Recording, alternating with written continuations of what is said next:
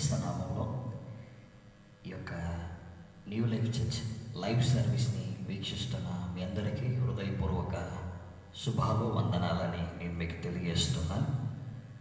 దేవుని యొక్క అత్యంత కృప వలన మరొక పర్యాయం ఈ రీతిగా లైవ్ ద్వారా దైవ సందేశం అందించే కృపను దేవుడు మనకు అనుగ్రహించిన విధానం అంతటిని బట్టి దేవునికి నేను ఎంతో కృతజ్ఞతుడనై ఉన్నాను, వందనస్తుడనై ఉన్నాను. ఈ ప్రత్యేకమైన సమయంలో న్యూ లైఫ్ చర్చ్ లైవ్ సర్వీస్ని మీరు వీక్షిస్తున్నారు. ఆ లైవ్ని వీక్షిస్తున్న మీ అందరికీ, మీ కుటుంబాలకి ఆదివారం శుభములని వందనాలని తెలియజేస్తున్నాను. కాబట్టి దేవుని బిడ్డలారా, మనం ప్రార్థన చేసుకొని ఈ రోజున లైవ్ సందేశ కార్యక్రమాన్ని, ఆరాధనని మనం ప్రారంభించుకుందాం. అందరూ కూడా నాతో పాటు కళ్ళు మూసుకొని ఏకీభవించండి. ప్రార్థన చేస్తూ ఈ లైవ్ సందేశాన్ని మనం ప్రారంభించుకుందాం. మహోన్నత నామం కలిగిన దేవ, పరిశుద్ధుడైన తండ్రి, నిత్య నివాసి అయిన దేవ, మీకు ఘనత మహిమ ప్రభావాలు చెల్లిస్తున్నామయ్యా. ఈ ఉదయకాల సమయంలో మరొక పర్యాయం మీ ఉన్నత నామాన్ని ఆరాధించడానికి, స్తుతించడానికి, కనపరచడానికి మీరు మాకు ఇచ్చిన సమయాన్ని బట్టి, తరుణం అంతటిని బట్టి నీకు వందనాలయ్యా. ఈ రోజున ఈ లైవ్ సందేశాన్ని వీక్షిస్తున్న ప్రతి ఒక్కరితో కూడా మీరు నేరుగా మాట్లాడండి. దైవ సందేశం ద్వారా ప్రతి ఒక్కరితో మాట్లాడండి. వాక్యాన్ని బోధిస్తున్న మీ దాసుని సిలువ చాటున మరుగుపరచుకోండి.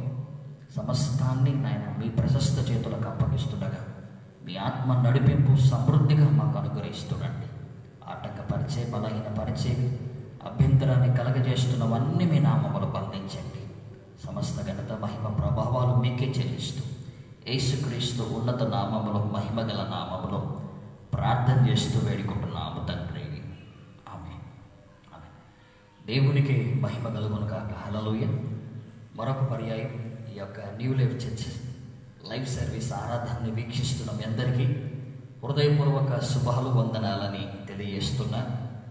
ప్రతి ఆదివారం క్రమంగా మీరు దైవ సందేశాన్ని వీక్షిస్తూ మీరు సందేశం ద్వారా మీరు ఆశీర్వదింపబడుతున్న విధానాన్ని, దీవింపబడుతున్న విధానాన్ని మీరు మాకు తెలియజేస్తున్న దాన్ని బట్టి దేవుణ్ణి మేము ఎంతో మహిమపరుస్తూ ఉన్నాం, ఎంతగానో దేవుణ్ణి కనపరుస్తూ ఉన్నాం. ఈ ఉదయకాల సమయంలో దేవుని యొక్క ఆత్మ ప్రేరణ చేత ఒక ప్రత్యేకమైన సందేశం మరొక మారు మీ అందరికీ అందించడానికి న్యూ లైఫ్ సంఘ విశ్వాసులకి, అదే రీతిగా ఫేస్బుక్ ద్వారా దూరస్తులకి, సమీపస్తులందరికీ కూడా ఈ సందేశం ఇవ్వాలని దైవ ప్రేరణ ద్వారా మీ వద్దకు మేము లైవ్ ద్వారా ఈ కార్యక్రమాన్ని జరిగిస్తూ ఉన్నాం. ఈ రోజున దేవుని వాక్య సందేశం, వాక్య అంశం దైవికమైన సమాధానం. కీర్తనల గ్రంథం 29వ అధ్యాయం 11వ వచనంలో ఉన్న ఈ మూల వాక్య భాగం ద్వారా మనం మన సందేశాన్ని మనం ప్రారంభించబోతున్నాం. కీర్తనల గ్రంథం 29వ అధ్యాయం 11వ వచనం. యెహోవా తన ప్రజలకు బలమును అనుగ్రహించును. యెహోవా తన ప్రజలకు సమాధానం కలగజేసి వారిని ఆశీర్వదించును. కీర్తనల గ్రంథం 29వ అధ్యాయం 11వ వచనంలో యెహోవా తన ప్రజలకి బలం అనుగ్రహించువాడు, యెహోవా తన ప్రజలకి సమాధానాన్ని కలగజేసి వారిని ఆశీర్వదించువాడు అని దేవుని లేఖనాలు మనకెంతో ప్రస్ఫుటంగా మనకి బోధిస్తూ ఉన్నాయి. ఈ ఉదయకాల సమయంలో దైవికమైన సమాధానాన్ని దేవుడు మీకు, మీ కుటుంబాలకి, మీ జీవితాలకి ఇవ్వాలని, ఆ దైవికమైన సమాధానాన్ని మీరు అనుభవించాలని ఈ ప్రత్యేకమైన సందేశాన్ని మీ కొరకు అందజేయబడుతూ ఉంది. మన దేవుడు సమాధానాన్ని అనుగ్రహించేవాడు, సమాధానాన్ని కలగజేయవాడు అని దేవుని లేఖనాలు మనకెంతో ప్రస్ఫుటంగా మాట్లాడుతూ ఉన్నాయి. దేవుడు ప్రత్యక్షమై మానవుడా నీకేం కావాలని కోరుకోవనంటే మానవుడు 2 ప్రాముఖ్యమైన వాటిని కోరుకుంటాడట. మొట్టమొదటిది కోరుకునేది ఏంటంటే ఆశీర్వాదం, రెండవది కోరుకునేది ఏంటంటే సమాధానం. ఈ 2 అతి ప్రాముఖ్యమైన, మనిషి జీవితంలో అతి ప్రాముఖ్యమైన 2 విషయాలు ఏంటంటే ఆశీర్వాదం, సమాధానం. అందుకని మీకు సమాధానాన్ని కలగజేసి మీకు ఆశీర్వదించును అని ఇక్కడ అంటున్నాడు. అంటే ఆశీర్వాదం, సమాధానం ఈ 2 అతి ప్రాముఖ్యమైన విషయాలు నా ప్రియమిత్రులారా. అయితే ఈ రోజున ఆశీర్వాదం కంటే ఎక్కువగా ఈ రోజున ప్రజలు కోరుకునేది ఏంటంటే సమాధానం కావాలి. సమాధాన సంబంధమైన స్థితి వారి జీవితాల్లో, వారి కుటుంబాల్లో, వారి గృహాల్లో, వారి పరిస్థితులలో సమాధానకరమైన పరిస్థితి రావాలని ఈ రోజున అనేకులు కోరుకుంటున్నారు. అందుకని ఈ రోజున దైవికమైన సమాధానాన్ని దేవుడు మనకందరికీ ఇవ్వాలని, దైవికమైన సమాధానంతో మన జీవితాలు, మన కుటుంబాలు, మన గృహాలు, మన పరిస్థితులు, మన సమాజం, మన సంఘం, మన పరిచర్లు నింపబడాలని దేవుడు ఆశిస్తున్నాడు, దేవుడు కోరుకుంటున్నాడు. ఈ రోజున అసమాధానకరమైన పరిస్థితి ఎక్కడ చూసినా కనపడతాం. ఎక్కడ చూసినా సమాధానం లేదు, ఎక్కడ చూసినా శాంతి లేని పరిస్థితులలో మనం ఉంటుండగా దైవికమైన సమాధానాన్ని దేవుడు మనకి ఇస్తున్నాడని లేఖనాలు మనకు బోధిస్తున్నాయి. దేవుడిచ్చే సమాధానం మన హృదయంలో గొప్ప ఆదరణని, ధైర్యాన్ని కలగజేస్తుంది. దైవికమైన సమాధానం మన హృదయంలో ఉన్న అసమాధానాన్ని, అశాంతిని తొలగిస్తూ కలవరాలని, ఆందోళనలన్నిటినీ మన హృదయంలో నుండి తీసివేయగల శక్తి దేవుడిచ్చే సమాధానానికి ఉంది నా ప్రియమిట్లారా. అందుకని ఈ రోజున దైవికమైన సమాధానాన్ని ఇవ్వాలని, దైవికమైన సమాధానంతో మన జీవితాలను నింపాలని దేవుడు కోరుకుంటున్నాడు. దేవుని సమాధానం ఈ లోకమిచ్చే సమాధానం కంటే గొప్పదని మనం తెలుసుకోవాలి. అంతేకాదు దేవుని యొక్క సమాధానం అది పైనుండి అనుగ్రహింపబడేదని మనం తెలుసుకోవాలి. యాకోబు రాసిన పత్రిక 3వ అధ్యాయం 17వ వచనంలో ఒక చక్కటి మాట యాకోబు భక్తుడు రాస్తున్నాడు. యాకోబు రాసిన పత్రిక 3వ అధ్యాయం 17వ వచనం. ఈ జ్ఞానము పైనుండి దిగి వచ్చినది కాక, ఈ జ్ఞానము పైనుండి దిగి వచ్చినది, భూ సంబంధమైనదియు ప్రకృతి సంబంధమైనదియు దెయ్యముల జ్ఞానము వంటి ఉన్నది. యాకోబు రాసిన పత్రిక 3వ అధ్యాయం 17వ వచనంలో దేవుని వాక్యం ఇలా రాయబడుతున్నది. ఏమని రాయబడుతున్నది? అయితే పైనుండి వచ్చిన జ్ఞానం మొట్టమొదటిది పవిత్రమైనది, తరువాత సమాధానకరమైనది అని రాయబడతాం. పైనుండి వచ్చేది మొట్టమొదటిది పవిత్రమైనదని రాయబడుతోంది. రెండవది ఏమని రాయబడుతుందంటే సమాధానకరమైనది. దేవుని వాక్యం చెబుతోంది పైనుండి మనకి ఇస్తున్నాడు దేవుడు ఈ సమాధానకరమైన స్థితిని. లోకం ఇచ్చేదానికంటే దేవుడిచ్చే సమాధానం, శాంతి చాలా గొప్పదని మనం తెలుసుకోవాలి నా ప్రియబిడ్డలారా. అందుకని యేసుక్రీస్తు ప్రభు కూడా యోహాను సువార్త 14వ అధ్యాయం 27వ వచనంలో అతి ప్రాముఖ్యమైన మాట మాట్లాడాడు. యోహాను సువార్త 14వ అధ్యాయం 27వ వచనంలో శాంతి మీకు అనుగ్రహించి వెళుచున్నాను, నా శాంతిని మీకు అనుగ్రహించుచున్నాను. లోకమిచ్చినట్టుగా నేను మీకు అనుగ్రహించటలేదు. మీ హృదయాలని కలవరపరనీయకుడి, వెరవనీయకుడు అంటున్నట్టు. నా శాంతిని, నా సమాధానాన్ని నేను మీకు చెల్తున్నాను. ఇది లోకం ఇస్తున్నట్టుగా కాదు. కాబట్టి మీ హృదయాలని కలవరపడనీయకండి, వెరవనీయకండి అని దేవుని వాక్యం ఎంతో ప్రాముఖ్యంగా మనతో మాట్లాడుతోంది. ఈరోజున దేవుడు దైవికమైన సమాధానంతో మనల్ని నింపబోతున్నాడు నా ప్రియబిడ్డలారా. శాంతిని మనకు అనుగ్రహించబోతున్నాడు. శాంతితో, సమాధానంతో మన జీవితాలని, మన కుటుంబాలని దేవుడు నింపబోతున్నాడని ఈ ఉదయకాల సందేశం మనతో మాట్లాడుతుంది నా ప్రియబిడ్డలారా.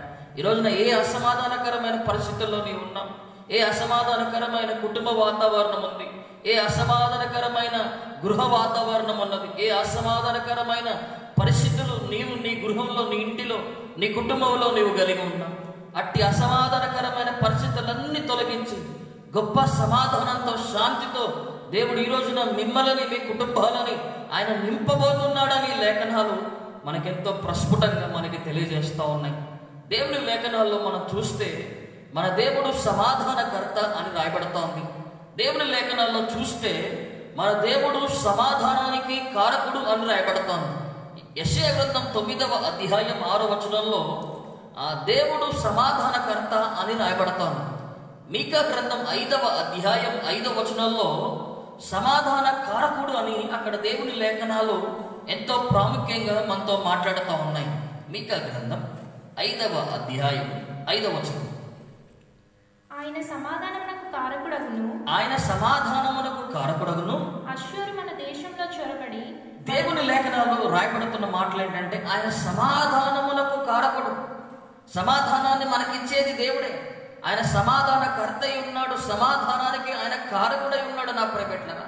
ఈరోజున అలాంటి సమాధానకర్త దగ్గరికి నీవు రావాలని, నీ కుటుంబాన్ని నడిపించుకోవాలని ఈ సందేశం మనకి బోధిస్తున్నది. సమాధానానికి మన దేవుడు కారకుడని దేవుని లేఖనం ఎంతో అద్భుతంగా మనతో మాట్లాడుతూ ఉంది. అందుకని దేవుని లేఖనాల్లో మనం చూస్తే మొదటి దశలోనికలు రాసిన పత్రిక 3వ అధ్యాయం 16వ వచనంలో దేవుని లేఖనం ఇలా మాట్లాడుతాం. దేవుని లేఖనం మనకి ఇలా తెలియజేస్తాం. మొదటి దశలోనికలు రాసిన పత్రిక 3వ అధ్యాయం 16వ వచనం. 2వ దశలోనికలు రాసిన పత్రిక 3వ అధ్యాయం 16వ వచనంలో ఇలాంటి మాట రాయబడుతోంది. 2వ దశలోనికలు రాసిన పత్రిక 3వ అధ్యాయం 16వ వచనంలో సమాధానకర్తయగు ప్రభువే తానే ఎల్లప్పుడును ప్రతి విధము చేతను మీకు సమాధానాన్ని అనుగ్రహించునుగాక. ప్రతి విధము చేతను ఎల్లప్పుడును ఆయన మనకు సమాధానాన్ని ఇచ్చేవాడు, సమాధానాన్ని అనుగ్రహించేవాడని దేవుని లేఖనాలు ఎంతో ప్రాముఖ్యంగా మనతో మాట్లాడుతూ ఉన్నాయి.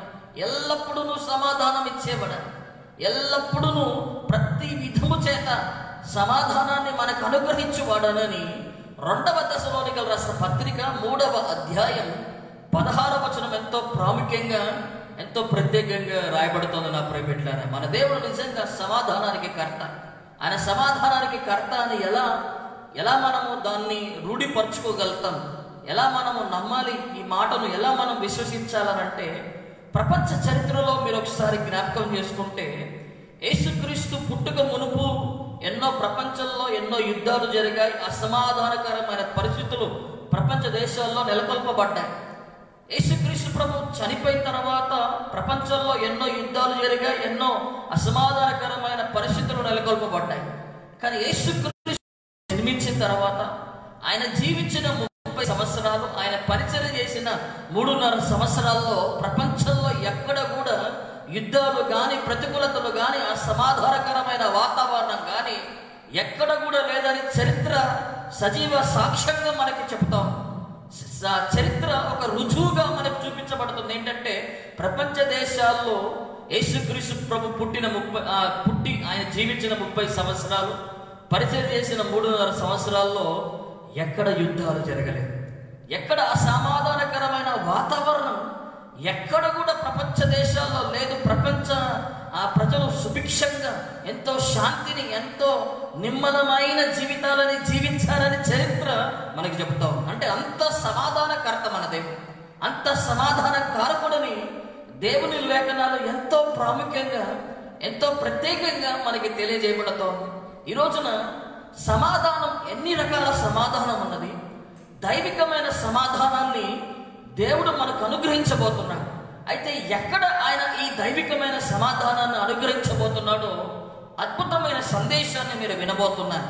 సాధారణంగా దేవుని వాక్యం ఆధారంగా మనం చూస్తే సమాధానం 3 రకములైన సమాధానం ఉన్నది. మొట్టమొదటి సమాధానం దేవునితో సమాధానం, రెండవ సమాధానం తనలో తానుకు కలిగిన సమాధానం, మూడవ సమాధానం ఇతరులతో కూడిన సమాధానం. మొట్టమొదటి సమాధానం ఏంటంటే పీస్ విత్ గాడ్, దేవునితో సమాధానం. రెండవది పీస్ విత్ ఇన్ హిమ్సెల్ఫ్, అంటే తనలో తానుకు అతనికి సమాధాన స్థితి. మూడవది ఏంటంటే పీస్ విత్ అదర్స్, అంటే ఇతరులతో సమాధానం. మొట్టమొదటి సమాధానాన్ని మనం చూస్తే దేవునితో సమాధానం. రోమిల్ రాసిన పత్రిక 5వ అధ్యాయం 1వ వచనం, ఎఫెసీయుల రాసిన పత్రిక 2వ అధ్యాయం 16వ వచనంలో లేఖనాలు ఇలా రాయబడతా ఉన్నాయి. కాబట్టి విశ్వాస మూలముగా నీతిమంతులముగా తీర్చబడి మన ప్రభువైన యేసుక్రీస్తు ద్వారా దేవునితో సమాధానం కలిగి ఉందాము. చూడండి, దేవునితో సమాధానం. ఈ రోజున మొట్టమొదటి సమాధానం, ఈ రోజున ఈ సమాధానాన్ని, దేవునితో ఉన్న ఈ సమాధాన స్థితినే మనం పాపం వలన మనం కోల్పోయినాం. పాపం వలన దేవుని యొక్క సమాధాన స్థితిని కోల్పోయి మనం దూరంగా చేయబడిన తర్వాత తిరిగి యేసుక్రీస్తు ప్రభు మధ్యవర్తిగా వచ్చి ఆ అసమాధానకరమైన ఆ పరిస్థితులని తీసివేసి దేవునికి మానవునికి సంధి చేసి దేవునితో సమాధాన స్థితిని మనకి కలగజేసినాడు. అందుకనే ఎఫెసీయుల రాసిన పత్రిక 2వ అధ్యాయం 16వ వచనం ఇలా రాయబడుతున్న మాట మనం చూస్తాం. అక్కడ తన సిలువ వలన ఆ ద్వేషమును సంహరించి దాని ద్వారా ఇద్దరిని ఏక శరీరంగా చేసి దేవునితో సమాధానపరచవలనని దేవునితో సమాధానపరచవలనని ఇలాగు చేసెను గనుక ఆయనే మనకు సమాధాన కారకుడై ఉన్నాడు అని రాయబడుతుంది అక్కడ. సిలువ వలన దేవునితో సమాధాన స్థితిని మనకి కలగజేసినట్టు. ఒకప్పుడు దేవునితో ఎంతో సమాధాన స్థితిని మనం కలిగి ఉన్నాం. కానీ పాపం వలన, దోషం వలన, పాప పరిహారం, పాప పర్యవసనాల వలన సమస్త మానవాళి దేవునితో సమాధాన పడిన స్థితిని కోల్పోయినాడు. దేవునితో సమాధాన పడిన ఆ అనుభవాన్ని, ఆ జీవితాన్ని కోల్పోయినాడు. అయితే యేసుక్రీస్తు ప్రభు సిలువ ద్వారా సంధి చేయబడటం ద్వారా తిరిగి దేవునితో మనం సమాధాన పరచబడ్డాం. అందుకని సమాధానములో మొట్టమొదటి విధము ఏంటిదంటే, మొట్టమొదటి సమాధాన స్థితి ఏంటిదంటే దేవునితో సమాధానం. అందుకని రెండవ సమాధానాన్ని మనం చూస్తే తనలో తనకుండే సమాధానం. మొట్టమొదటి సమాధానం పీస్ విత్ గాడ్, దేవునితో సమాధానం. రెండవ రకమైన సమాధానం ఏంటంటే తనలో తనకుండే సమాధానం. కీర్తనల గ్రంథం 4వ అధ్యాయం 8వ వచనంలో దావీదు భక్తుడు ఒక అద్భుతమైన మాట మాట్లాడతాడు. కీర్తనల గ్రంథం 4వ అధ్యాయం 8వ వచనంలో యెహోవా నెమ్మదితో పండుకొని నేను నిద్రపోవదును, నేను ఒంటరిగా నుండి నీవే నన్ను సురక్షితంగా నివసింపజేయుదు అని అంటున్నాడు. అంటే దేవుని వాక్యం, ఈ కీర్తనకారుడు 4వ అధ్యాయం 8వ వచనంలో ఈ విధమైన మాట దావీదు ఏం పలుకుతున్నాడు ఇందులో అంటే, తనలో తనకెంతో సమాధాన స్థితిని కలిగి ఉన్నాడని దావీదు చెబుతున్నాడు. ఈరోజు దేవునితో సమాధానం అనేది మొట్టమొదటి రకమైన సమాధానం అయితే, రెండవ సమాధానం ఏంటంటే తనలో తనకుండే సమాధానం. ఈరోజున ఈ సమాధానం ఎవరికి లేదు. తనలో తనకి అంటే ఒక వ్యక్తికి తనలో అతనికి సమాధాన స్థితి లేదు. కానీ దావీదు మాత్రం ఇక్కడ అంటాడు కదా, యెహోవా నెమ్మదితో పండుకొని నేను నిద్రపోదును అని అంటున్నాడు. నెమ్మదితో లేక సమాధానంతో నేను పండుకొని నేను నిద్రపోదును అంటే అతనిలో ఏమున్నదని అతను మనకి తెలియజేస్తున్నాడు. అతనిలో ఏ అనుభవం ఉన్నదని దావీదు మనకి తెలియజేస్తున్నాడు అని అంటే నెమ్మది ఉన్నదని, సమాధానం తనలో ఉన్నదని తెలియజేస్తున్న విధానం మనకు చెబుతున్నాడు. నేను ఒంటరిగా ఉన్నా, నేను సురక్షితంగా నేను ఉంటానని ఆ మాటలో తనలో తనకు సమాధానం ఉన్నదని చెప్తున్నాడు. తనలో తనకు సమాధానకరమైన స్థితి తనలో తనకు దావీదు కలిగి ఉన్నాడని ఒక సాక్ష్యాన్ని మనకిస్తున్నాడు. ఈ రోజున ఇది రెండవ రకమైన సమాధానం నా ప్రియబిడ్డలారా. మొట్టమొదటి రకమైన సమాధానం ఏంటంటే దేవునితో ఉన్న సమాధానం. ఈ రోజున ఆ సమాధాన స్థితికి మనం రావాలి. రెండవ రకమైన సమాధానం ఏంటంటే పీస్ విత్ ఇన్ హిమ్సెల్ఫ్. అతనికి తనలో తనకు తన అంతరంగములో, తన జీవితములో, తన హృదయంలో, తన మనస్సులో, అతని అంతరంగ స్థితులలో గొప్ప సమాధానాన్ని కలిగి ఉండటం, అది రెండవ రకమైన సమాధానం. ఈ సమాధానం లేకనే మానవుడు ఎన్నో ప్రయత్నాలు చేస్తున్నాడు.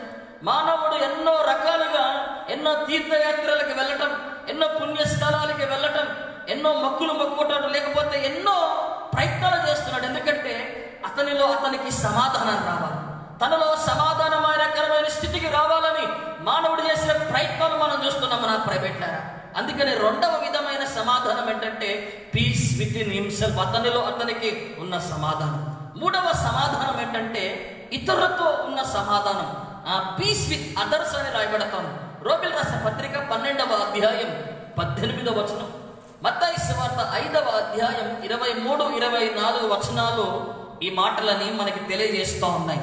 రోమిల్ రాసిన పత్రిక 12వ అధ్యాయం 18వ వచనం, శక్యమైతే మీ చేతనైనంత మట్టుకు సమస్త మనుషులతో సమాధానంగా ఉండుడి. రోమిల్ రాసిన పత్రిక 12వ అధ్యాయం 18వ వచనంలో మూడవ విధమైన సమాధానాన్ని, మూడవ రకమైన సమాధానాన్ని దేవుని లేఖనాలు ఎంతో ప్రాముఖ్యంగా మనకి తెలియజేస్తున్నాయి. ఆ మూడవ రకమైన సమాధానం ఏంటంటే సఖ్యమైతే మీ చేతనైనంత మటుకు సమస్త మనుషులతో సమాధానంగా ఉండండి. సమస్త మనుషులతో, మన ఇరుగు పొరుగు వారితో, మన రక్త సంబంధికులతో, మనకు తెలిసిన ప్రతి ఒక్కరితో సమాధానంగా ఉండమని లేఖనం బోధిస్తున్నది.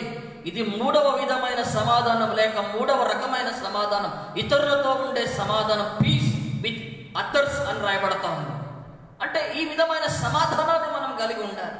మత్తయి సువార్త 5వ అధ్యాయం 23, 24 వచనాల్లో దేవుని లేఖనం మనకి బోధిస్తున్న మాట మనం అక్కడ చూస్తాం.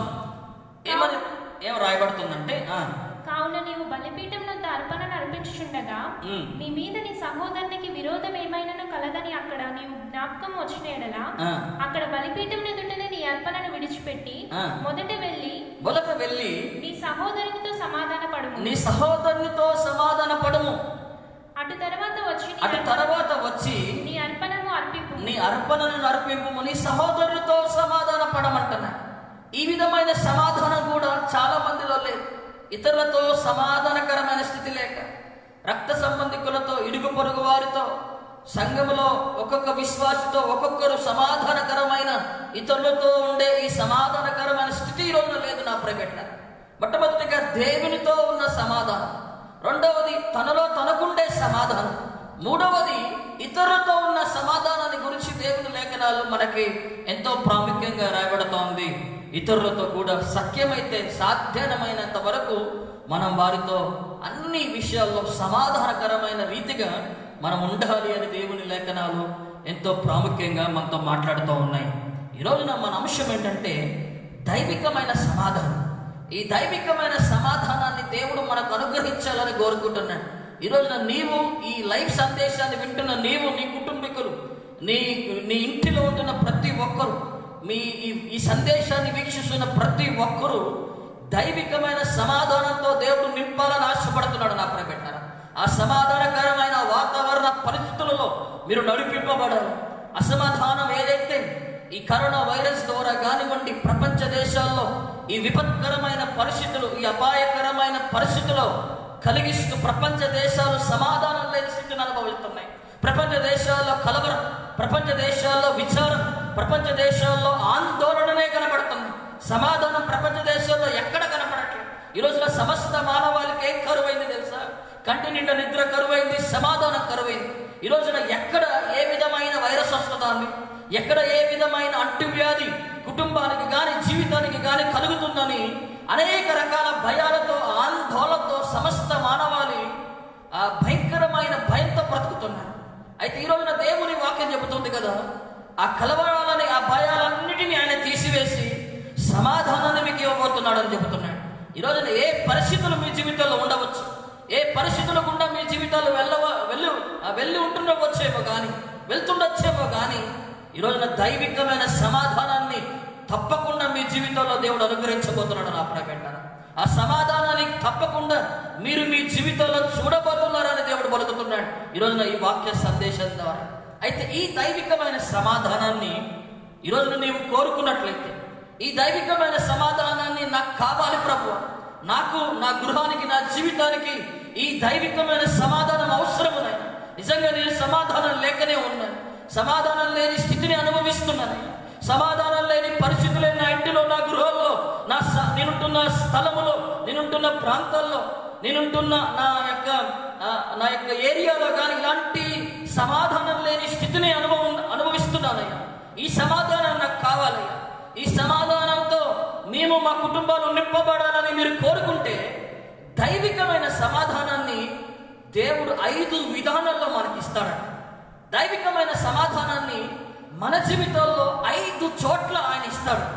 ఆ దైవికమైన సమాధానం 5 చోట్ల ఆయన ఇచ్చేది ఎక్కడంటే, మొట్టమొదటి దైవికమైన సమాధానం ఆయన ఇచ్చేది ఎక్కడంటే మీ సరిహద్దులలో అని రాయబడతాను. 147వ కీర్తన 14వ వచనంలో మీరు ధ్యానిస్తే దైవికమైన సమాధానం మొట్టమొదటిగా ఆయన మనకి ఎక్కడిస్తాడనంటే 147వ కీర్తన 14వ వచనంలో ఒక ప్రాముఖ్యమైన మాట రాయబడుతోంది. నీ సరిహద్దులలో సమాధానం కలగజేయువాడు ఆయనే. మీ సరిహద్దులలో సమాధానం కలగజేయువాడు ఆయనే. మీ సరిహద్దులలో సమాధానాన్ని ఆయన కలగజేస్తాడు. ఈరోజు దైవికమైన సమాధానం కావాలని, దైవికమైన సమాధాన స్థితి నాకు నా జీవితానికి కావాలని ఆశపడుతున్న ప్రియ సహోదరి, ప్రియ సహోదరుడు, ఈ లైవ్ సందేశాన్ని వీక్షిస్తున్న ప్రియ దేవుని బిడ్డలారా, దైవికమైన సమాధానాన్ని ఆయన మీ సరిహద్దులలో మొదటిగా ఆయన ఇవ్వబోతున్నాడు. మీ సరిహద్దులు ఈ రోజున ఎలాగున్నాయి? మీ సరిహద్దులలో మరణం ఉన్నది, మీ సరిహద్దులలో రోదనము వినపడుతుంది, మీ సరిహద్దులలో పాడు అనే మాట వినపడుతోంది.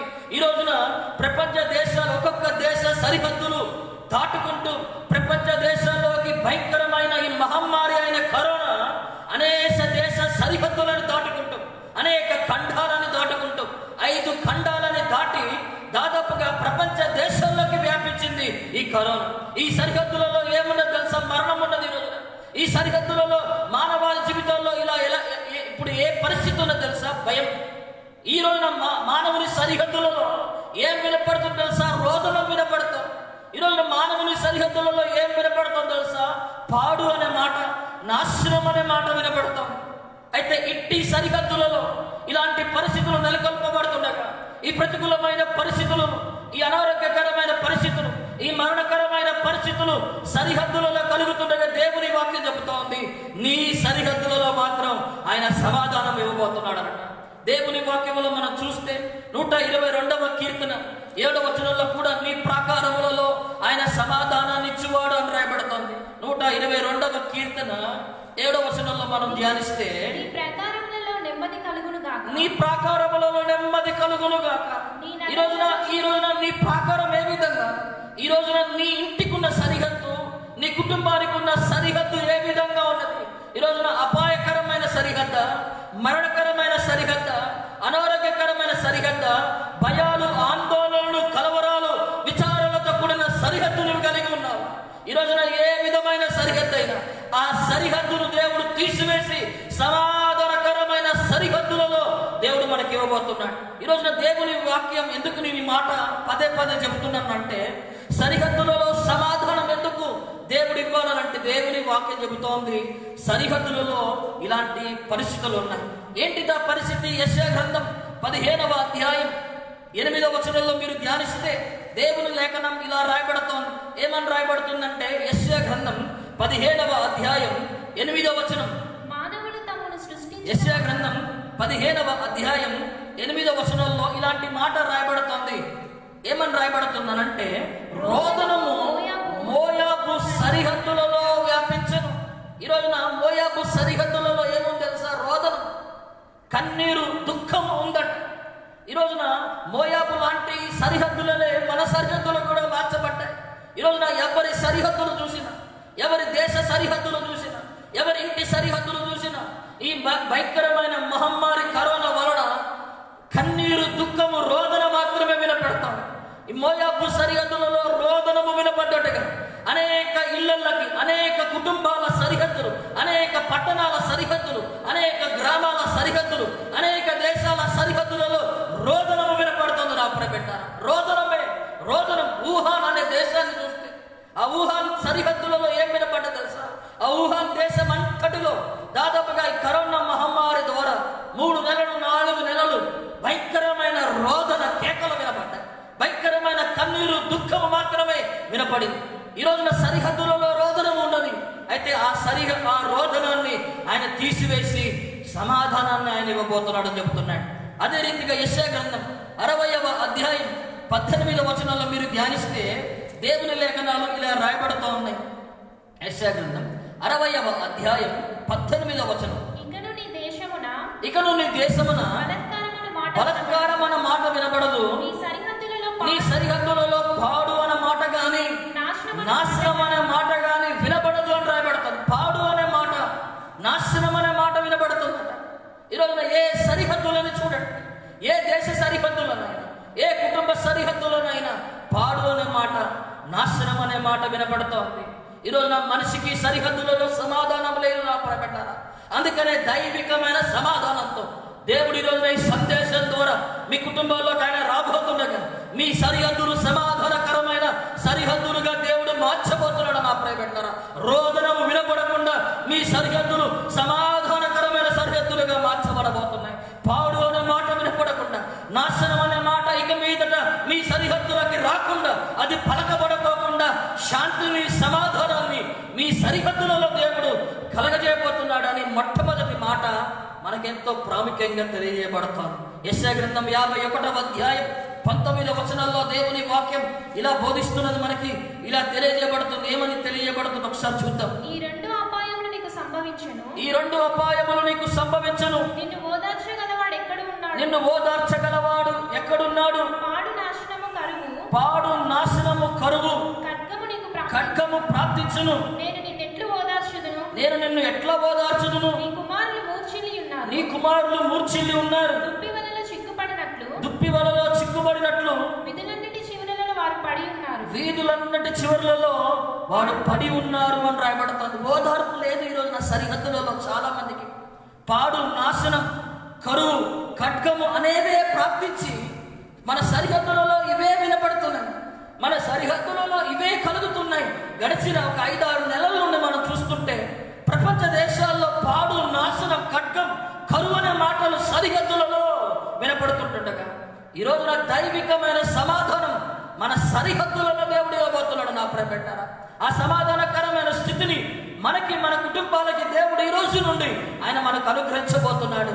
అందుకనే దైవికమైన సమాధానం ఈ రోజున ఆయన ఎక్కడ ఇవ్వబోతున్నాడు? కోరుకున్న వారికి, ప్రార్థించిన వారికి, ఆశించిన వారికి సమాధానం ఇవ్వు దేవా, సమాధానం కలిగించండి ప్రభువా అని ప్రార్థిస్తున్న వారికి దేవుడిచ్చే సమాధానం ఆయన మీ సరిహద్దులలో సమాధానం ఇవ్వబోతున్నాడు ఆయన. రెండవదిగా సమాధానాన్ని లేక శాంతిని, దైవికమైన సమాధానాన్ని ఆయన రెండవదిగా ఎక్కడ ఇవ్వబోతున్నాడు అంటే హృదయములో, మనస్సులో ఇవ్వబోతున్నాడు.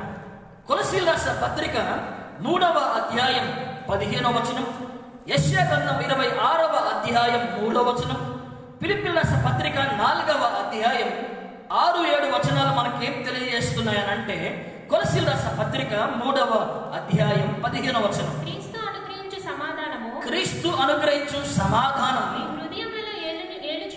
మీ హృదయములలో ఏలుచుండనీయుడి అని రాయబడతాం. క్రీస్తు అనుగ్రహించు సమాధానం ఆయన ఎక్కడ మనకి ఇవ్వబోతున్నాడు తెలుసా? సరిహద్దులలో ఇవ్వబోతున్నాడు. రెండవదిగా ఆ దైవికమైన సమాధానం మీ హృదయంలో ఇవ్వబోతున్నాడు. నా ప్రియబిడ్డలారా, ఈరోజు మీ హృదయాలు ఎలాగున్నాయి? మీ హృదయాలు కరవలంతో ఉన్నాయా? మీ హృదయాలు విచారపడుతున్న రీతిగా ఉన్నాయా? మీ హృదయాలు అనేకమైన విచారాలతో, కలవరాలతో, ఆందోళనతో ఉన్నాయా? ఆ కలవరాలని, ఆందోళనన్నిటినీ మీ హృదయాల్లో నుండి కొట్టివేసి క్రీస్తు అనుగ్రహించు సమాధానంతో, ఆ దైవికమైన సమాధానంతో మీ హృదయాలను దేవుడు నింపబోతున్నాడు. నా ప్రియబిడ్డలారా, సరిహద్దులలో సమాధానం ఇస్తున్న దేవుడు రెండోది నీ హృదయంలో కూడా ఆయన సమాధానం ఇవ్వబోతున్నాడు. రెండోది నీ మనస్సులో ఆయన సమాధానం ఇవ్వబోతున్నాడు. యెషయా గ్రంథం 26వ అధ్యాయం 3వ వచనంలో ఈ మాట మనకి తెలియజేయబడుతోంది. ఏమని తెలియజేయబడుతోంది? ఎవరి మనస్సు నీ మీద ఆరుకుండునో వారిని నీవు పూర్ణ శాంతి గల వానివిగా కాపాడుదువు. ఏలయనగా అతడు నీ యందు విశ్వాసం ఉంచి ఉన్నాడు కాబట్టి. ఎవరి మనస్సు అయితే నీ మీద ఆనుకుంటుందో అతనిని పూర్ణ శాంతి గల వానిగా నువ్వు చేస్తావు.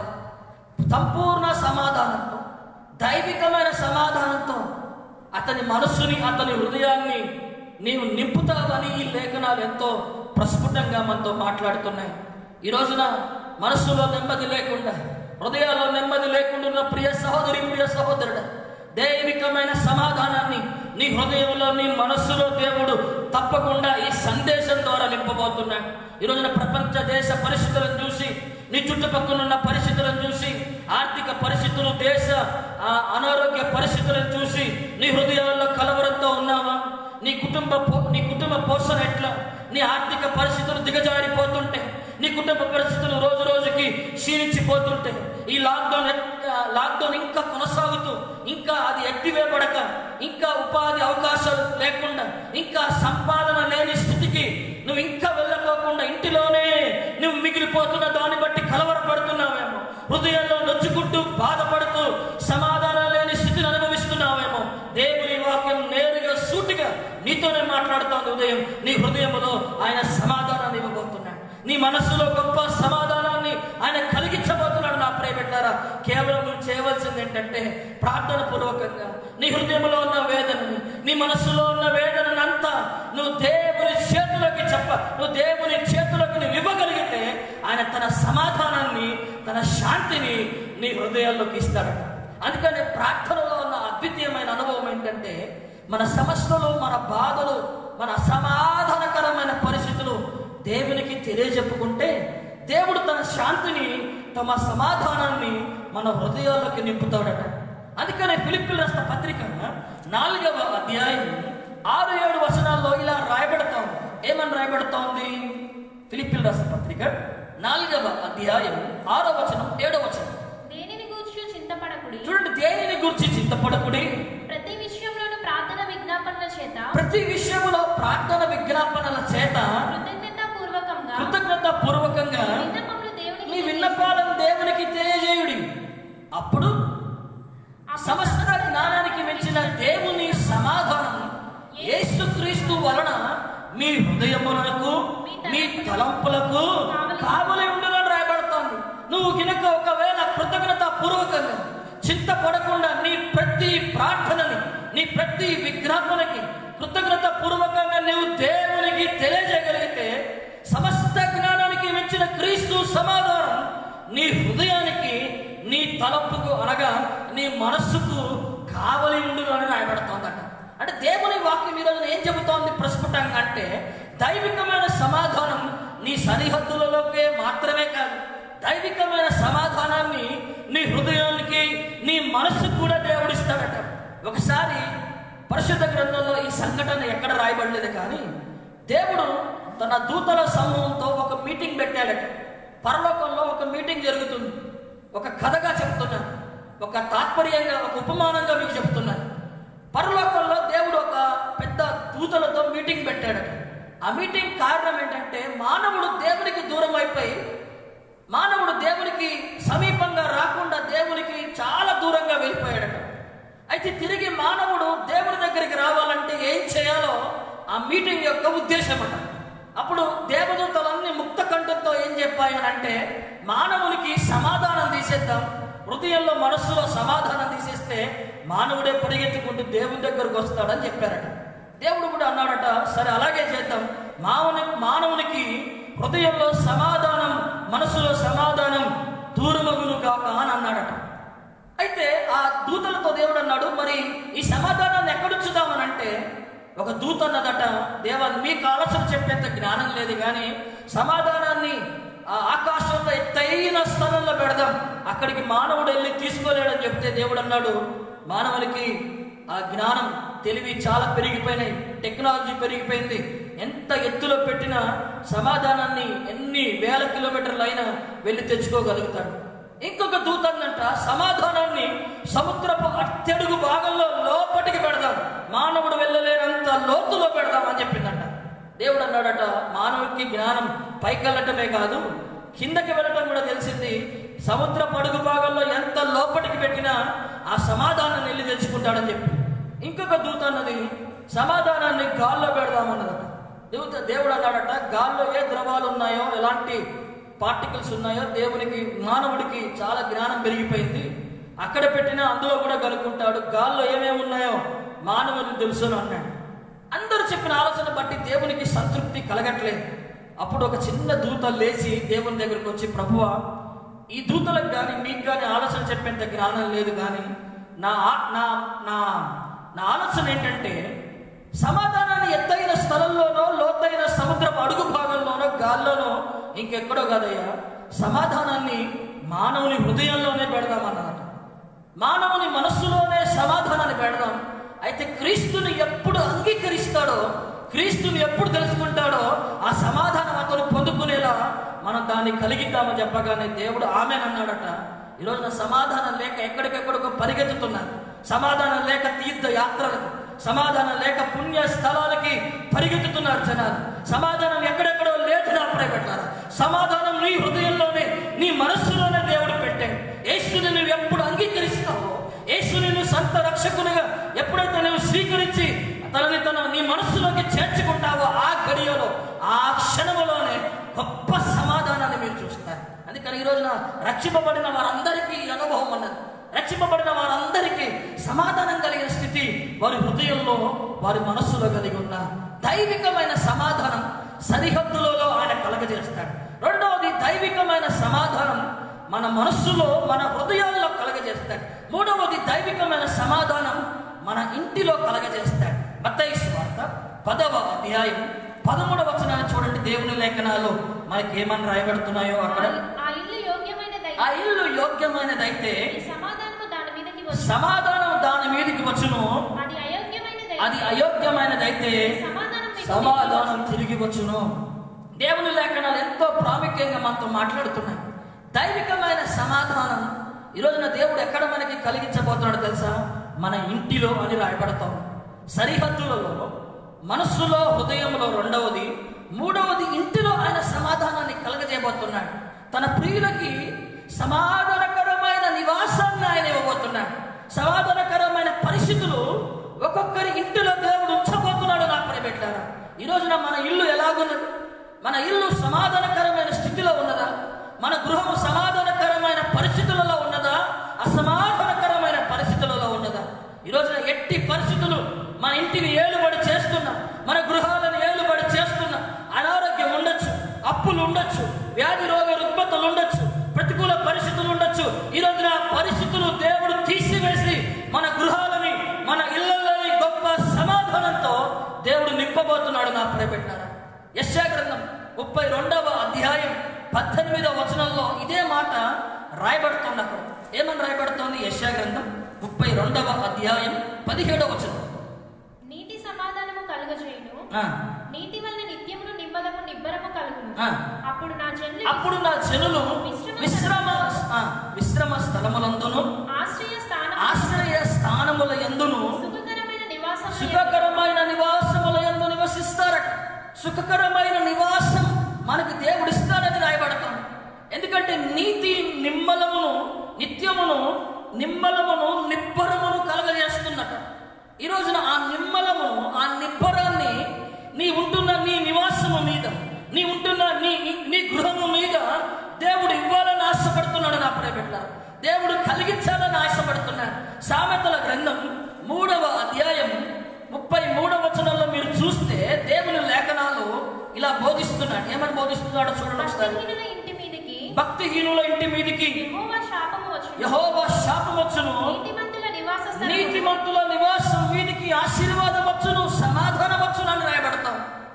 ఆశీర్వాదం, సమాధానం నీతిమంతుల ఇళ్ల మీద ఉన్నదని రాయబడతాం. ఈ రోజున నీ ఇంటి మీదకి దైవికమైన సమాధానాన్ని దేవుడు ఇవ్వబోతున్నాడు. నా ప్రియబిడ్డ, నీ ఇంటి పరిస్థితులు సమాధానకరమైన పరిస్థితులుగా దేవుడు మార్చబోతున్నాడు. నీ ఇంటి పరిస్థితులు సుఖకరమైన నివాస పరిస్థితులుగా దేవుడు మార్చబోతున్నాడని ఈ లేఖనాలు ఎంతో ప్రాముఖ్యంగా ప్రస్ఫుటంగా మనతో మాట్లాడుతున్నాయి. యెషయా గ్రంథం 65వ అధ్యాయం 21వ వచనం 22వ వచనంలో దేవుని వాక్యం ఇలా మనకి బోధిస్తున్నది. యెషయా గ్రంథం 65వ అధ్యాయం 21వ వచనం 22వ వచనం. జనులు ఇల్లు కట్టుకొని వాటిలో కాపురం ఉండుదురు, ద్రాక్ష తోటలు నాటించుకొని వాటి ఫలములు అనుభవించుదురు. వాటి కట్టుకున్న ఇళ్లలో వేరొకరు కాపురం ఉండరు, వారు నాటుకున్న వాటిని వేరొకరు అనుభవింపరు. నా జనుల ఆయుష్ వృక్షాయుష్యమంతగును, నేను ఏర్పరచుకొనిన వారు తాము చేసుకొని దాని ఫలమును పూర్తిగా అనుభవింతురు. దేవునికి స్తోత్రం చెల్లిద్దాం. హల్లెలూయా. మీరు కట్టుకున్న ఇళ్లలో వేరొకరు కాపురం ఉండరు. మీరు కట్టుకున్న ఇళ్లలో దేవుని వాక్యం ఎట్లా రాయబడుతుందంటే, జనులు ఇల్లు కట్టుకొని వాటిలో కాపురం ఉండుదురు, ద్రాక్ష తోటలు నాటుకొని వాటి ఫలములు అనుభవిస్తారట. మీ ఇంటిలో ఏదైతే ఉన్నదో దానిని అనుభవించే కృప దేవుడు మీకు ఇస్తాడు. నా ప్రియబిడ్డలారా, సమాధానకరమైన స్థితిని, ఫలములు అనుభవించే స్థితిని మీ గృహంలో మీకు దేవుడు ఇస్తాడు. నా ప్రియబిడ్డలారా, అలాంటి కృప దేవుడు మీ మీద కలిగిస్తాడని దేవుని వాక్యం రాయబడతాం. యోబు గ్రంథం 5వ అధ్యాయం 24వ వచనంలో మీరు చూస్తే దేవుని వాక్యం ఇలా చాలా ప్రత్యేకంగా మనతో మాట్లాడుతోంది. ఏమని మాట్లాడుతోంది? యోబు గ్రంథం 5వ అధ్యాయం 24వ వచనంలో, నీ డేరా క్షేమ నివాసమని నీకు తెలిసి ఉండును, నీ ఇంటి వస్తువులను నువ్వు లెక్క చూడగా ఏది పోయి ఉండదు. నా ప్రియబిడ్డ, అది దేవుడిచ్చే దైవికమైన సమాధానం. నీ డేరా అంటే నీ ఇల్లు క్షేమ నివాసమై ఉండబోతాను. నీ ఇంటి మీద ఏ తెగులు ఉండదు, నీ ఇంటి మీద ఏ అపాయం ఉండదు, నీ ఇంటిలో ఏ విపత్తు ఉండదు, నీ ఇంటి మీద ఏ శోధన ఉండదు, నీ ఇంటి మీద ఏ శ్రమ ఉండదు. నా ప్రియబిడ్డలారా, ఎందుకంటే దైవికమైన సమాధానం నీ డేరా మీద ఉన్నది కాబట్టి, దైవికమైన సమాధానం నీ ఎందుకంటే నీ డేరా క్షేమ నివాసమని ఏమంటారు చెప్పండి? క్షేమ నివాసం అని నీకు తెలిసి ఉంటుందట. నీకు తెలియజేసేలా చేస్తాడట దేవుడు. నీ డేరా మీదకి కానీ, నీ ఇంటి మీదకి కానీ ఏ తెగులు కానీ, ఏ అపాయం కానీ, ఏ విపత్కరమైనది సంభవించదు. అది దగ్గరికి కూడా రానివ్వడు. ఎందుకంటే అంత దైవికమైన సమాధానం నీ ఇంటి మీదకి దేవుడు ఇవ్వబోతున్నాడు. నీ ఇంటిలో ఏదైనా లెక్క, నీ ఇంటిలో ఏది చదవండి ఒకసారి. నీ ఇంటి వస్తువులను నువ్వు లెక్క చూడగా ఏది పోయి ఉండదు. అంటే ఏది కూడా నువ్వు కోల్పోవట, ఏది కూడా నువ్వు పోగొట్టుకోవట, ఏది కూడా నువ్వు నష్టపోవట, ఏది కూడా నువ్వు కోల్పోవని రాయబడుతుంది. అంటే ఎంత సమాధానం నీ ఇంటి మీద, నీ ఇంటి వస్తువుల మీద నువ్వు కలిగి ఉన్న వాటి మీద దేవుడు ఉంచబోతున్నాడు. చూడండి నా ప్రియబిడ్డారా, ఏది కూడా కోల్పోకుండా, ఏది కూడా పోగొట్టుకోకుండా, ఏది కూడా నీకు నష్టం కాకుండా అన్నిటినీ ఆయన సురక్షితంగా, క్షేమంగా, సమాధానంగా ఉంచబోతున్నాడు. ఇదే దైవికమైన సమాధానం మీ ఇంటిపై దేవుడు కలిగించేది. మొట్టమొదటిగా దైవికమైన సమాధానం నీ సరిహద్దులలో నువ్వు చూస్తావు. దైవికమైన సమాధానం రెండవది నీ హృదయంలో, నీ మనస్సులో నువ్వు చూస్తావు. మూడవది దైవికమైన సమాధానం నీ ఇంటి పైన నువ్వు చూస్తావు. నాలుగవది దైవికమైన సమాధానం నీ కుటుంబం పైన నువ్వు చూస్తావు. మొదటి రాజుల గ్రంథం 2వ అధ్యాయం 23వ వచనంలో, 2వ సమూయేలు గ్రంథం 3వ అధ్యాయం 29వ వచనంలో, కీర్తనల గ్రంథం 45, కీర్తనల గ్రంథం 55వ కీర్తన 18వ వచనంలో లేఖనాలు ఇలా మనకి బోధించబడుతున్నాయి. ఏమని బోధింపబడుతున్నాయి? మొదటి రాజుల గ్రంథం 2వ అధ్యాయం 23వ వచనం, 33వ వచనం, సారీ, మొదటి రాజుల గ్రంథం 2వ అధ్యాయం 33వ వచనం. మరియు వీరు ప్రాణదోషమునకు యోబాబు అతని సంతతి వారును సదాకాలము ఉత్తరవాదులు గాని దావీదుకును అతని సంతతికిని అతని కుటుంబీకులకును అతని సింహాసనమునకును సమాధానం యెహోవా వలన ఎన్నటెన్నటికి కలిగి ఉండను. దేవునికి మహిమ కలుగును గాక. ఎంత అద్భుతమైన వాగ్దానం దావీదు కుటుంబానికి కలిగి ఉన్నాడు తెలుసా? ఎవరికైతే, చాలా మందికైతే వారి వారి కుటుంబాల మీద ప్రాణదోషానికి, యోబాబు సంతతి మీద ప్రాణదోషానికి ఉత్తరవాదులు కానీ దావీదు సంతానానికి, అతని కుటుంబీకులకును అతని సింహాసనమునకును సమాధానం యెహోవా వలన ఎన్నటెన్నటికి కలిగిను గాక అని రాయబడతాం. దావీదు సంతానం మీద, దావీదు కుటుంబం మీద దేవుడు పలుకుతున్న మాట ఏంటి తెలుసా? దావీదు సంతానం మీద, దావీదు కుటుంబం మీద, దావీదు సింహాసనం మీద దేవుడు ఎన్నటన్నిటికీ ఏం కలిగి ఉండును గాక అని చెప్తున్నాడు. అంటే సమాధానం కలిగి ఉండును గాక. ఈ రోజున నీ కుటుంబంపై సమాధానం లేని స్థితిలో నీవు ఉన్నావా? నీ కుటుంబం ఏ విధంగా ఉన్నది? భర్తతో, భార్యతో నీవు సమాధానంతో ఉన్నావా? పిల్లలతో నీవు సమాధానకరంగా నీవు ఉండగలుగుతున్నావా? ఈరోజున కుటుంబాల్లో సమాధానం ఎలాగున్నది? దావీదు సంతతి మీద, దావీదు కుటుంబం మీద సమాధానం ఉంటే ఈరోజున నీ కుటుంబంపై ఏ విధమైన అనుభవం నీవు కలిగి ఉన్నావు? మీకా గ్రంథం 7వ అధ్యాయం 7వ వచనం, లూకా సువార్త 12వ అధ్యాయం 53వ వచనములో ఎవరి ఇంటి వారికి వారే విరోధులు అవుతారని రాయబడుతుంది. దేవుని వాక్యం చదవండమ్మా. అయినను యెహోవా కొరకు నేను ఎదురు చూచెదను. చదవండి. యెహోవా ఎవరింటి వారికి వారే, కుమారుడు తండ్రిని నిర్లక్ష్యం పెట్టుచున్నాడు. 6వ వచనం చూస్తే మీకా గ్రంథం 7వ అధ్యాయం 6వ వచనంలో కుమారుడు తండ్రిని నిర్లక్ష్యం పెట్టుచున్నాడు. కుమార్తె తల్లి మీదకి, కోడలు అత్త మీదకి లేచుదురు. ఎవరి ఇంటి వారు వారికే విరోధులు అవుతా ఉన్నారు. ఈ రోజున ఎవరికి వారే, ఏ కుటుంబానికి ఆ కుటుంబంలో ఉన్న వారికే సమాధానం లేదు. తల్లికిని, తండ్రికిని, కుమారుడికిని సమాధానం లేదు. కుమార్తె తల్లి మీదకి, కోడలు అత్త మీదకి లేస్తున్న దినాల్లో మనం ఉన్నాం. సమాధానం లేని స్థితిలో ఎవరింటి వారికి వారే విరోధులై లూకా సువార్త 12:53లో చెప్పబడ్డట్టుగా ఎవరింటికి వారికి వారే తిరుగుబాటు చేస్తూ వ్యతిరేకంగా కుటుంబాల్లో సమాధానం లేని స్థితిలో ఉంటే దావీదు సంతతి మీదకి, దావీదు కుటుంబం మీదకి ఎన్నటెన్నటికీ సమాధానం కలిగి ఉండును గాక అని దేవుడు అంటున్నాడు. అంటే ఈరోజు నాకు దైవికమైన సమాధానం దేవుడు మనకి ఎక్కడ ఇవ్వబోతున్నాడు తెలుసా? దేవుని లేఖనాలు మొదటి సమూయేలు గ్రంథం 2వ అధ్యాయం 33వ వచనంలో, అదే మాట 2వ సమూయేలు గ్రంథం 3వ అధ్యాయం 29వ వచనంలో కూడా ఇదే మాట రాయబడుతోంది. 2వ సమూయేలు గ్రంథం 3వ అధ్యాయం 29వ వచనం. 2వ సమూయేలు. ఈ దోషము యోవాబు మీదను అతని తండ్రికి పుట్టిన వారందరి మీదను మోపబడును గాక. యోవాబు ఇంటి వారిలో స్రావము గలవాడైన కుష్ఠరోగి అయినను, కర్ర పట్టుకుని నడుచువాడైనను, ఖడ్గము చేత కూలువాడైనను, ఆహారము లేనివాడైనను ఉండకపోపాడుగాక అని దేవుని వాక్యం ఎంతో ప్రాముఖ్యంగా యోబాబు ఇంటి పరిస్థితుల గురించి చెప్తుంది. యోబాబు ఇంటిలో అతని కుటుంబంలో ఉన్న వారందరికీ ఇలాంటి పరిస్థితి, ఇలాంటి దుస్థితి సంభవించబోతుందని రాయబడతాం. అయితే దావీదు సంతతికి మాత్రం, అతని సింహాసనానికి మాత్రం సమాధానం ఎన్నటెన్నటికి కలుగునుగాక. అందుకనే దావీదే అంటాడు కదా, 55వ కీర్తన 18వ వచనంలో దావీదే స్వయంగా చెబుతున్న మాట మనం ఇక్కడ చూస్తాం. 55వ కీర్తన 18వ వచనం.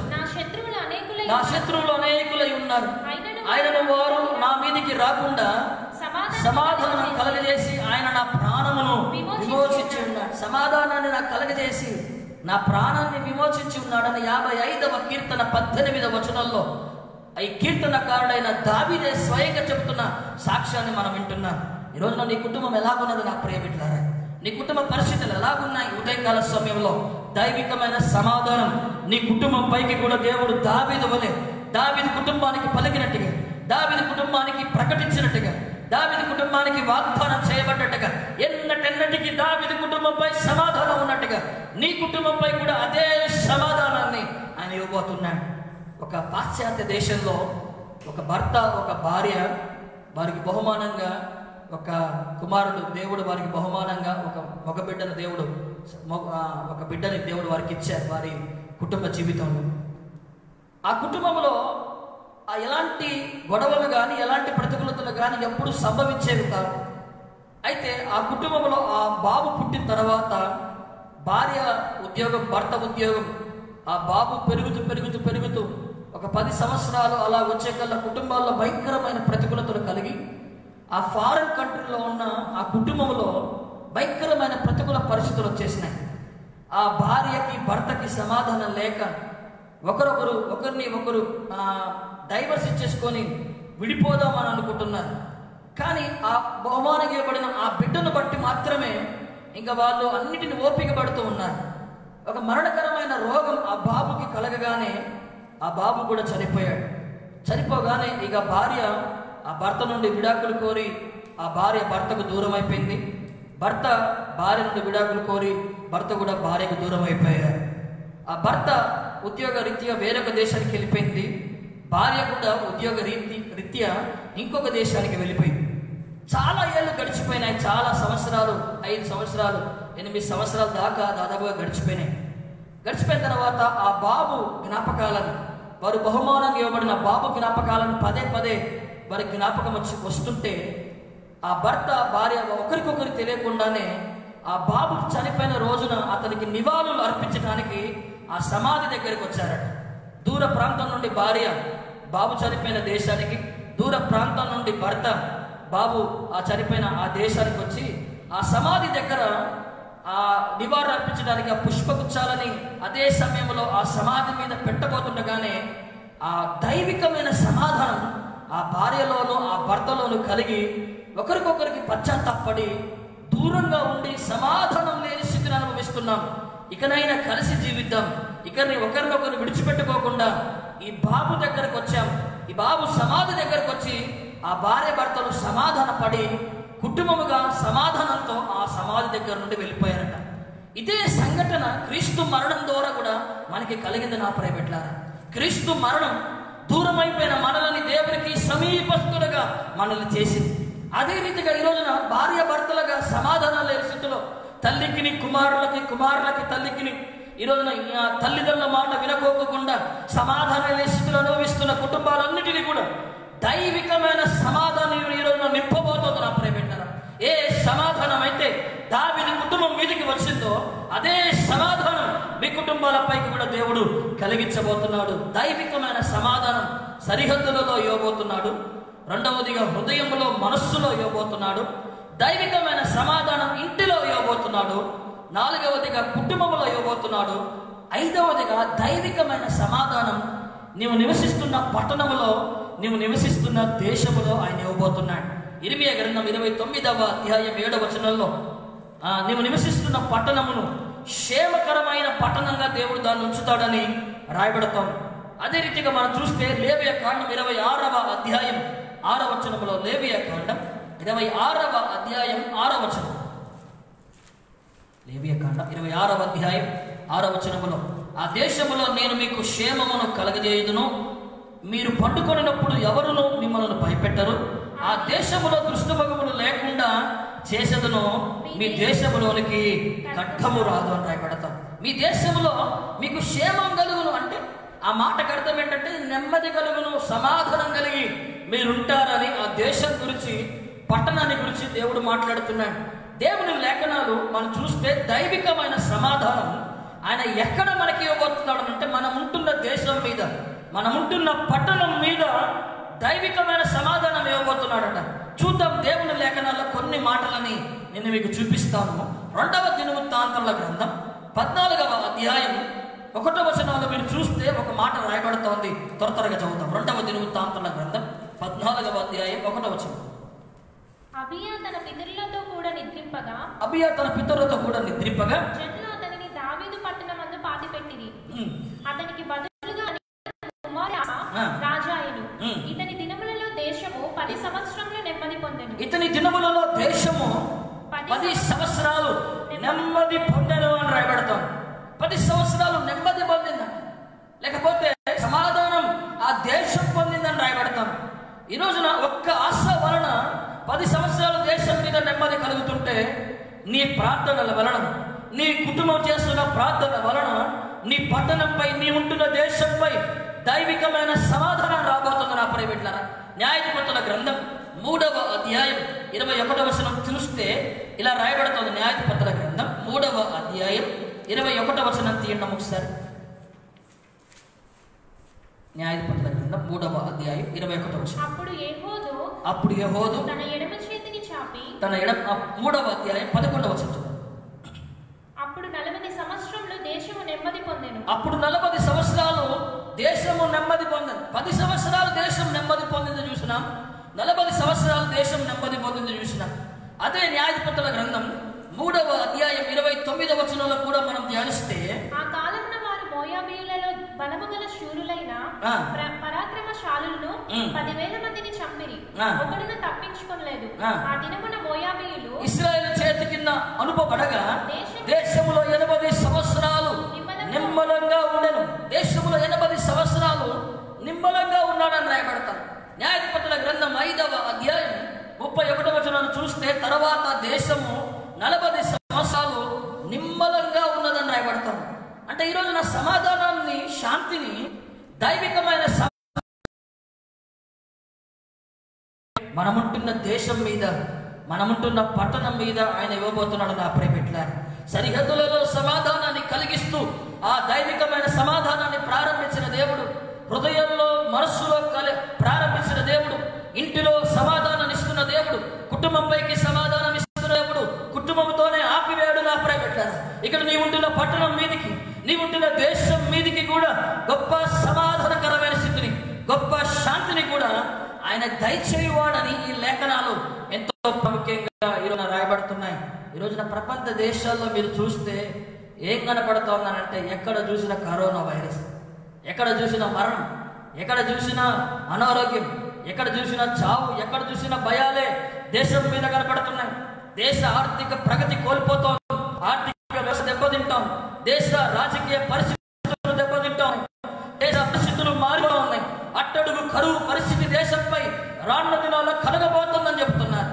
అయితే ఈ రోజున మనం జ్ఞాపకం చేసుకుంటున్న విషయం ఏంటంటే, దేవుడు చెప్తున్న మాట ఏంటంటే, దైవికమైన సమాధానం ఆయన మన దేశం పైన కూడా ఇవ్వబోతున్నాడు. నా ప్రియబిడ్డలారా, ఎంత కలవరాన్ని, ఎంత కరువుని, ఎంత నెమ్మది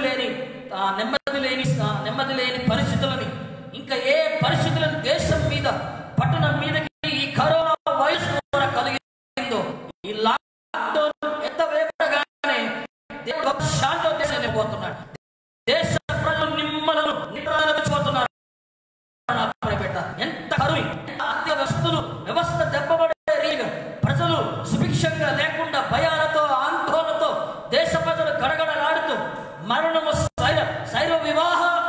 వైర వివాహాన్ని జరిగిస్తూ పట్టణం మీద వీధులలో మరణము బహు ప్రజలని కృంగదీసి అనేకులని చావుకు అనేకులని మరణానికి అప్పగించింది ఈ మరణం.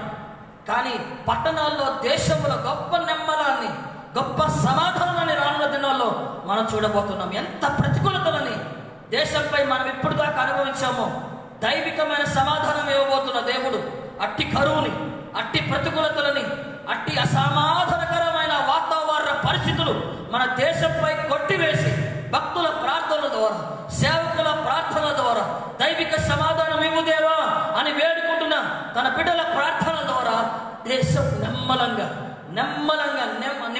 40 ఏళ్ళు 10 ఏళ్ళు 80 ఏళ్ళు మనం చూసాం. ఏ రీతిగా పరిశుద్ధ గ్రంథంలో పరిపాలన చేసిన రాజుల కాలంలో దేవుడిచ్చాడు. ఈ రోజున మనం ఉంటున్న మన పరిపాలనలో కూడా, మన రాష్ట్ర పరిపాలనలో, మన సీఎం గారి పరిపాలనలో కూడా నిమ్మలాన్ని, సమాధానాన్ని మనం చూడబోతున్నాం. ఆ సమాధానం కలిగించే రోజులు దేవుడు మనకి ఇవ్వబోతున్నాడు నా ప్రైవేట్లారా. అందుకే దైవికమైన సమాధానం అతి ప్రాముఖ్యమైనది. దైవికమైన సమాధానం సరిహద్దులలో ఇవ్వబోతున్నాడు. దైవికమైన సమాధానం హృదయంలో, ఇంటిలో ఇవ్వబోతున్నాడు.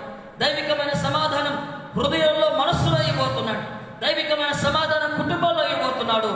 చిట్ట చివరిగా చూస్తున్నాం దైవికమైన సమాధానం దేశములో, పట్టణములో మనం చూడబోతున్నాం. కరువు కానీ, ఖడ్గం కానీ, మరణం కానీ, అపాయం కానీ, ఆర్థికం కానీ ఏదైతే దేశం మీద పరిపాలన చేస్తూ దేశ ప్రగతికి అడ్డుగా, ఆటంకంగా ఏవైతే ఉన్నాయో వాటిని తొలగించి గొప్ప సమాధానం మన దేశానికి దేవుడు అనుగ్రహించబోతున్నాడు.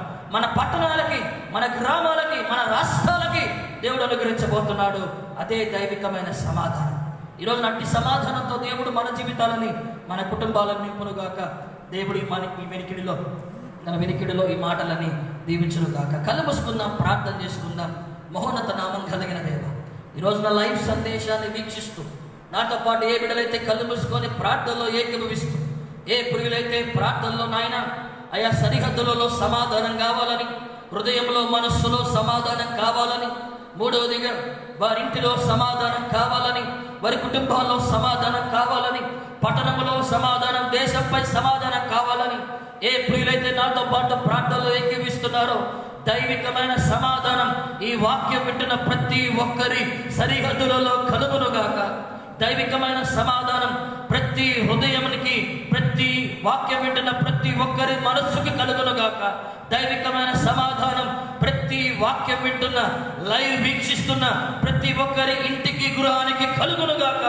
దైవికమైన సమాధానం ఫేస్బుక్ లైవ్ ద్వారా వీక్షిస్తున్న ప్రతి కుటుంబానికి కలుగునుగాక. దైవికమైన సమాధానం ఈ వాక్యాన్ని వీక్షిస్తున్న దూరస్తులకి, సమీపస్తులకి, అయా దూర ప్రాంత వాసులకి, సమీపస్తులకి, ఏ ప్రాంత ప్రజలైనా, ఏ పట్టణ ప్రజలైనా, ఏ దేశ ప్రజలైనా నీ సుభిక్షమైన, నీ క్షేమమును, నీ సమాధానాన్ని అనుభవించుదురుగాక. బలమైన నీ కార్యాలను మీరే జరిగించి దైవికమైన సమాధానాన్ని మా జీవితాల్లో నీవే అనుగ్రహించమని యేసుక్రీస్తు మహోన్నత నామములో, ప్రశస్త నామములో ప్రార్థన చేస్తూ వేడుకుంటున్నాము తండ్రి. ఆమేన్, ఆమేన్, ఆమేన్. పరలోకం మా తండ్రి, నీ నామం పరిశుద్ధపరచబడునుగాక, నీ రాజ్యం వచ్చునుగాక, నీ చిత్తం పరలోకమందు నెరవేర్చబడుతున్నట్టు భూమి మీద నెరవేరునుగాక. మా మా మా అనుదిన ఆహారము మాకు దయచేయము అయ్యా. మా ఎడల అపరాధం చేసిన వారిని మేము క్షమించిన ప్రకారం మా అపరాధము క్షమించము. మమ్మల్ని దుష్టులకు అప్పగించకుండా క్షేమంగా ఉంచుము. సమస్త ఘనత, మహిమ, ప్రభావాలు నీవే పొందమని యేసు నామములో ప్రార్థిస్తున్నాము తండ్రి. ఆమేన్. మన తండ్రి అయిన దేవుని ప్రేమ, మన ప్రభు అయిన యేసు క్రీస్తు కృప, పరిశుద్ధాత్మ దేవుని యొక్క అన్యోన్య సహవాసము, సహాయమును ఈ వాక్యం వింటున్న ప్రతి ఒక్కరికి దైవికమైన సమాధానం కావాలని నాతో పాటు ప్రార్థనలు ఏకీవేసిన ప్రతి ఒక్కరికి దేవుడు కలిగించును గాక. దేవుడు మిమ్మల్ని దీవించును గాక. ప్రభు మిమ్మల్ని ఆశీర్వదించును గాక. వాక్యం వింటున్న ప్రతి ఒక్కరికి హృదయపూర్వక వందనాలను తెలియజేస్తూ ఉన్నాం. లాక్డౌన్ ఎక్స్టెండ్ చేయబడింది కాబట్టి ఇంకో 2 వారాలు కూడా ఫేస్బుక్ లైవ్ ద్వారానే సందేశం మీకు ఇవ్వబడుతోంది. మీరు సందేశాల ద్వారా దీవింపబడుతుంటే మీ ప్రతిస్పందన మాకు తప్పకుండా తెలియజేయండి. దాని ద్వారా మీకు కూడా ప్రభుని మహిమపరచడానికి, ఇంకా మీ హృదయాలు దేవుని తట్టు తిప్పే సందేశాలని ఇవ్వడానికి దేవుడు మాకు తగిన ప్రేరణ కలుగజేస్తాడు. దేవుడు మిమ్మల్ని దీవించును గాక.